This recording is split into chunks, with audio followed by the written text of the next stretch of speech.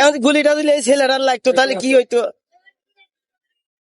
এখন এটার কি বিধি বিচার আপনারা করেন? আপনার শাশুড়ি জি, এই যে মিল্লাত ক্যাম্প যে রামেশ্বর বাজার ঘটনা কখন ঘটে? ঘটনা এই আধা ঘন্টা আগে রামেশ্বর বাজার সামনে এই জায়গায় আমি ওই বিল্ডিং এ কাজ করতেছি, আরে রামেশ্বর বাজার সামনে নিচে নামছি, নেমে দেখি এনে মানুষ এখানে যে গোলাগুলি মানুষ গ্যামজাম হইতেছে। আগে আছি আইসে বাসাইতে আমার ডাক দিছে যে বাসায় এসে তোমার শাশুড়ির গুলি লাগছে। যা দেই যে অজ্ঞান হয়ে পড়ে আছে। পরে কর্মীটলা হসপিটালে এখনই পাঠাইলাম। এই ছেলে আসিল কোলে, কোথায় ঘটনাটা ঘটে? এই যে এই জায়গায়। আপনার কে আহত হয়েছিল? আমার শাশুড়ি।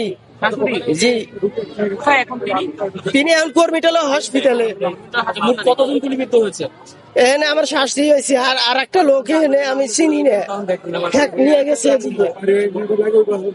আচ্ছা, যিনি গুলিবিদ্ধ হয়েছেন আপনার শাশুড়ি ব্যতীত ওনাকে কি হ্যাঁ, হ্যাঁ। কখনো দেখেছেন? বুঝি না। যে গুলিবিদ্ধ হয়েছেন যে লোক আলমগীর নামে, ওনাকে কি এর আগে কখনো এই এলাকা দেখেছেন? না না, আমি দেখিনি, আমি চিনি না।